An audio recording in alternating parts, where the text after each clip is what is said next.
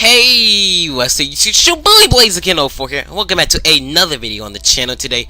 Today we'll be doing something different, guys. You guys remember a week ago we be ranking the grass type starter Pokemon from worst to best. That one's a bit outdated, but I'm gonna decide to do that later soon. But today we'll be ranking what is the worst to best fire type starter, and we'll be also uncovering Mega Evolutions. So yeah. Anyway, guys, roll the intro. Super Bowl, call the hoes, get in the rolls, top flow lifestyle, huncho and post. Starting the worst is Charizard. Wait, before you attack me, because I know you Charizard fanboys will attack me. Hear me out. This is not other Charizard forms will be on the list. Mainly they're Megas, but regular Charizard is the worst fire starter. Right now, it's in PU borderline along with Typhlosion. It's really bad. Let's look at his stats. His stats are pretty average. The only time Charizard really did well was in Gen 2, whereas actually was in borderline because of Belly Jump beating out Typhlosion. But let's be clear, the borderline Gen 2 was ridiculously packed, with over 25 of them being one more than the Pokemon in overuse. But right now, Charizard is in the PU borderline. The ban list for PU. It's just outclassed by all the other Pokemon. All the other fire starters. And it's its 4 times weakness, the Stealth Rocks, is so bad. Still got pretty good resistance, but all your weaknesses are common in the competitive scene. So yeah, sorry Charizard, but you're sadly just the worst. But don't worry guys, Charizard will be making a splash in the upper tiers later on, so don't attack me now. Coming up next is Typhlosion. Although yes, Typhlosion is way better than Charizard in competitive battling, it doesn't mean it's good. Although yes, it doesn't have a 4 times weakness to Stealth Rocks, it's still almost all the fire types in fire starters from the game does not like Stealth Rocks. And although yes, it may have Eruption, which is a dangerous move if it's on high HP, it will keep going down, especially thanks to Stealth Rocks losing 25% of his HP, making Eruption much less dangerous. And to make matters worse, all his other fire starters outclassed it. Even in False White Gaming, False White Gaming even said all the other fire starters, yes, even Delphox outclassed it. And that is real bad. Because yes, Typhlosion may have Eruption, that's still not a guff. Right now in Typhlosion, as of right now in the Gen 7 meta, is in the PU borderline. Before early on it was in never used, but then it fell to the PU borderline because it was just too good for PU, but just didn't do well in never used. Outclassed by Delphox and Incineroar. So yeah, sorry Typhlosion. But there is some good news. I did make a video months ago, decent amount of months ago, where I made how to make Typhlosion better. So please, it's on the top IQ, so go check it out. Next up on the list is Delphox. Let's just say Delphox is hated by the community just because of design. In my opinion, that's just a stupid reason just to hate on a Pokemon. Come on, I get it. It's a bad design, but doesn't mean you gotta hate on it. Like, jeez. What's next? Are I gonna hate on Ridley just because he's too big? Just because he's too small in Smash? That's a dumb reason. But anyway, Delphox is sadly pretty bad. Sorry finally in the trend of fighting types, but its typing is still not great, having so many weaknesses. Sorry got a pretty good resistances, including good to the fighting type, but still not good enough. And y'all, yes, he got a pretty decent move pool, still doesn't get good enough moves in my opinion. But in my opinion, the biggest missed opportunity for Delphox was not getting another form. Guys, if you guys remember, Greninja has a form named Ash Greninja, which pretty much make it real dangerous, but it's only an event if you beat Pokemon Sun and Moon demo, and you can transfer it to either Pokemon Sun and Moon or Ultra Sun and Moon. In my opinion, this is a big missed opportunity because neither Delphox or Chestnut did not got a form. Especially in my opinion, Delphox desperately needed because it may be going to PU soon. and it desperately needs a new form in order to save it from even getting worse. And this is already a big missed opportunity in my opinion for Delphox. So Game Freak, please get Delphox a form, because if they have a cool form, then most people will start liking it more often. Especially in my opinion, Chestnut and Delphox are pretty underrated. So yeah, in my opinion, Delphox and Chestnut desperately need a form so it can be great as Greninja. But yeah, guys, moving on. Next up is the third fire and fighting type Pokemon, Emboar.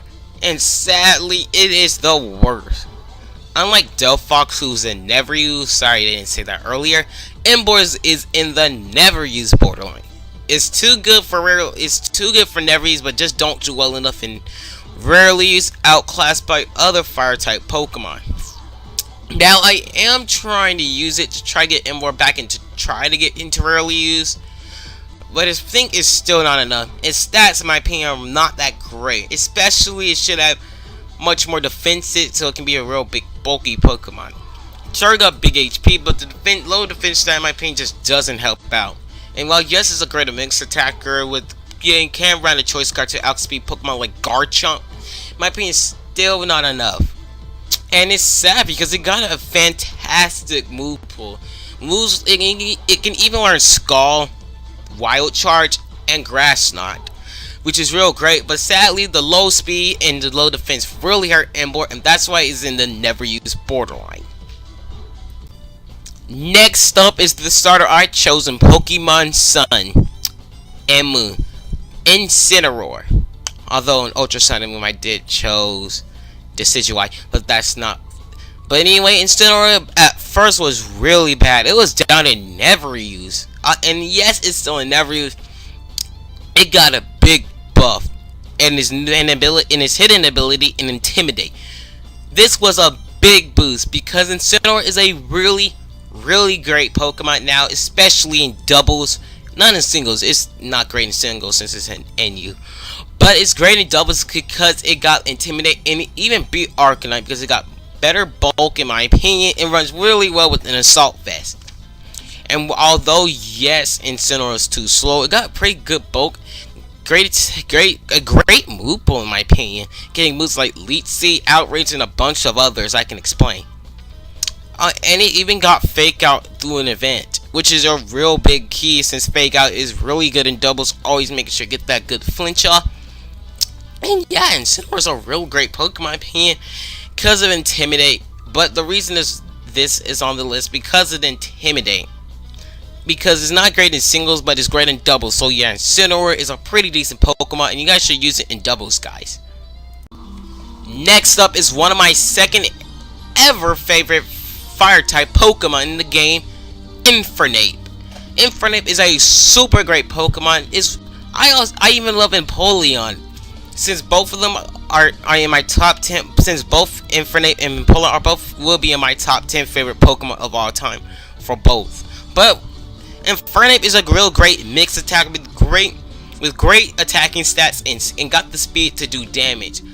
Both Infernape and Empoleon, both at their debut, was both in overuse, but Empoleon fell down to the waist because of the meta in Gen 5.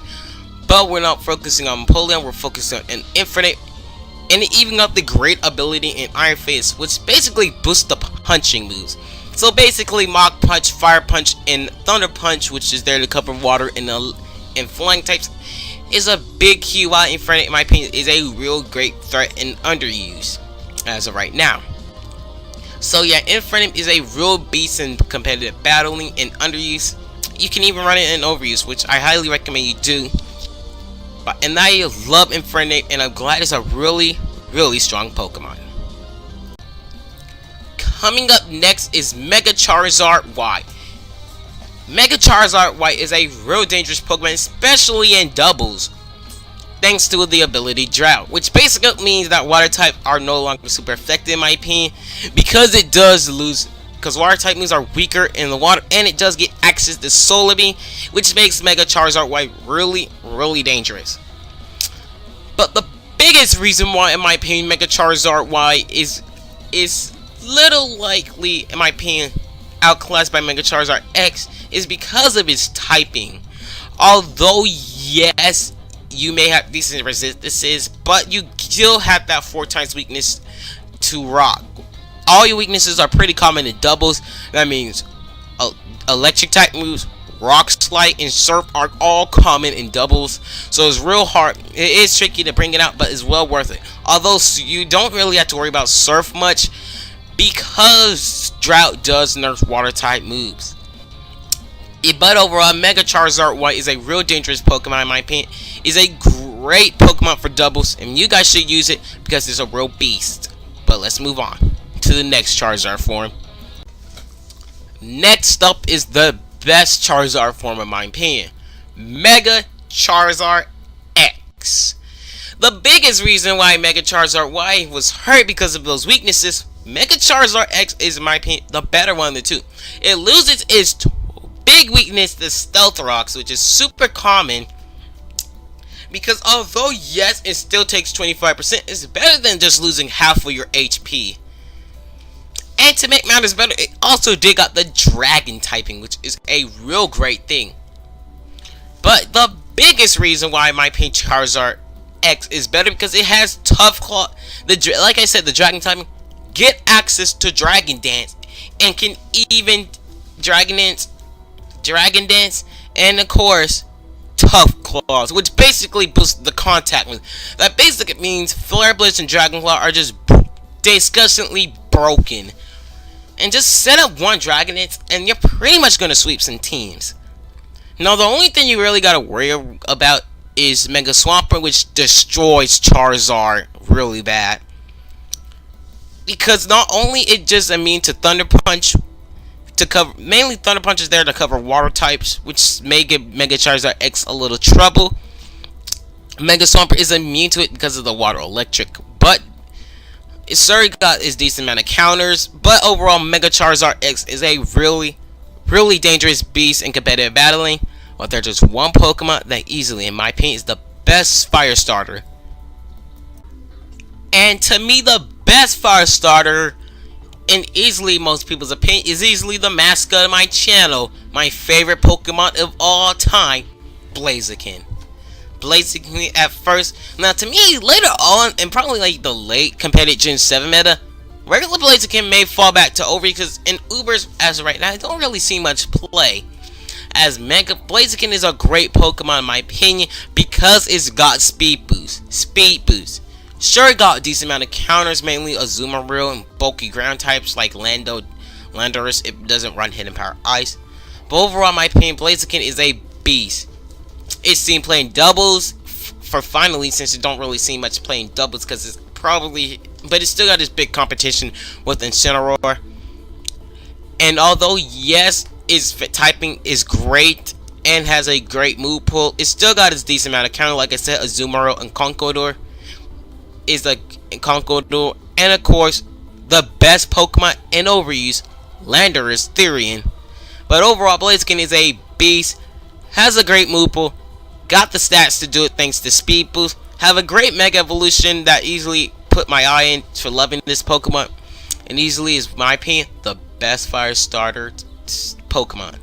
But anyway, guys, most of these fire stars you see on this list is a great choice. Make sure to use these guys. I hope you guys do enjoy this video. Have a great day. Peace out.